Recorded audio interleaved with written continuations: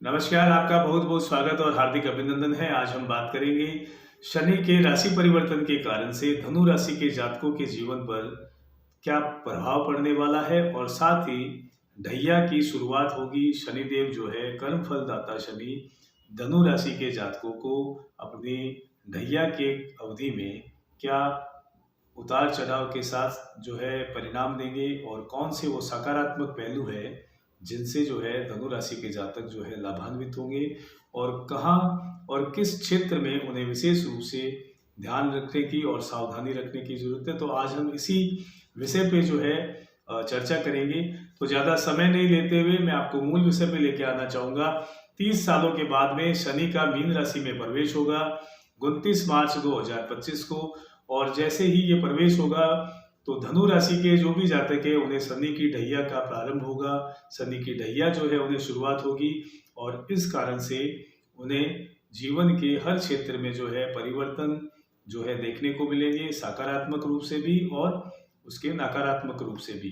तो धनु राशि की अगर मैं बात करूं तो 29 मार्च 2025 को शनि का मीन राशि में प्रवेश करते ही जो है ढैया के जो है 2.5 साल की शुरुआत आगाज हो जाएगी।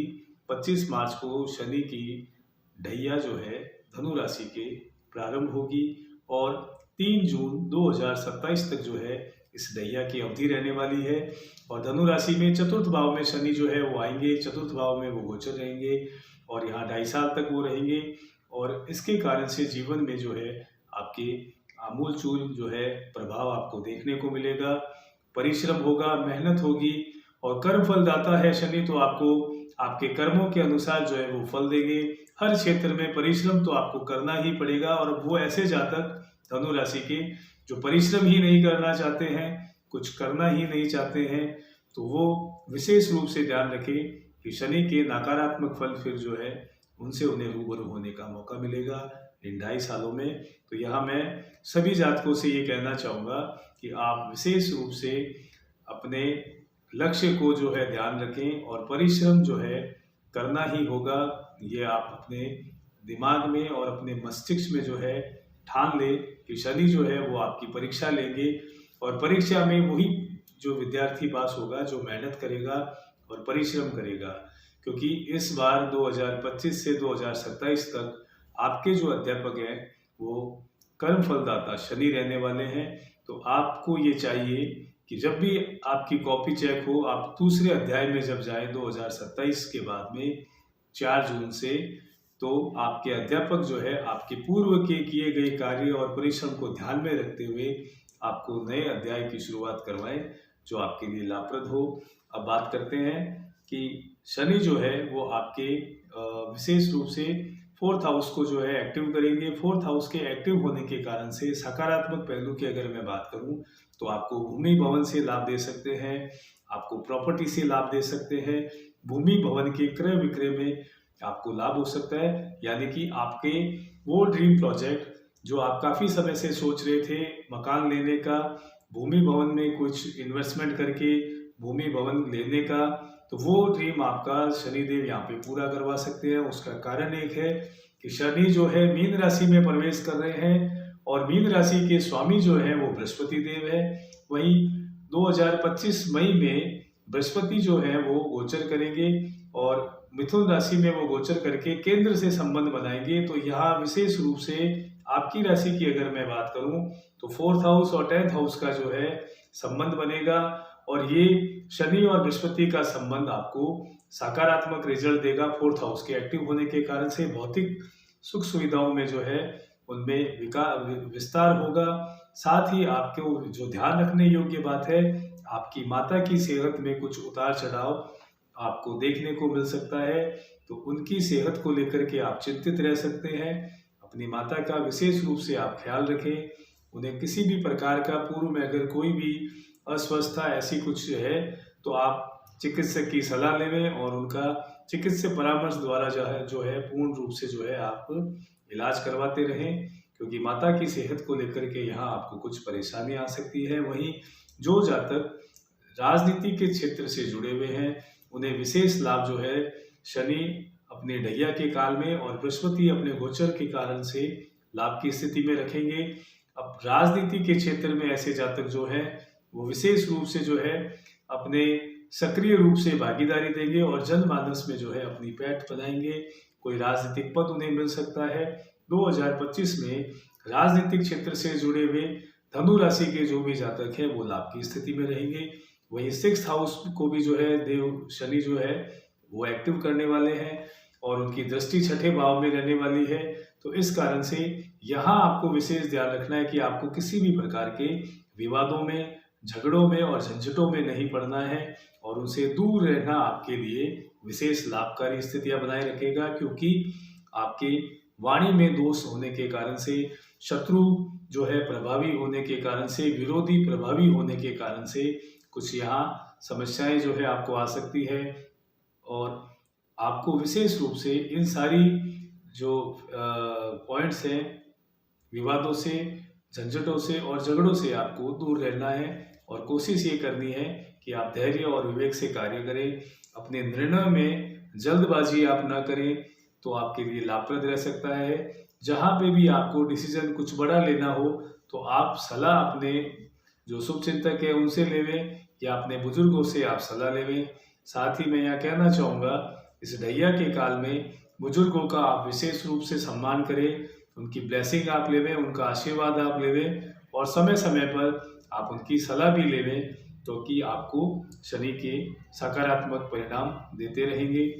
धनु राशि वाले जातक हैं, उनके 10th हाउस में 10वें भाव पर भी जो है शनि प्रभाव डालेंगे, जिससे कार्य क्षेत्र में जो है आपको नई जिम्मेवारी मिल सकती है। कार्य क्षेत्र में विशेष रूप से जो है आपका पद बढ़ सकता है, आपकी पदोन्नति हो सकती है।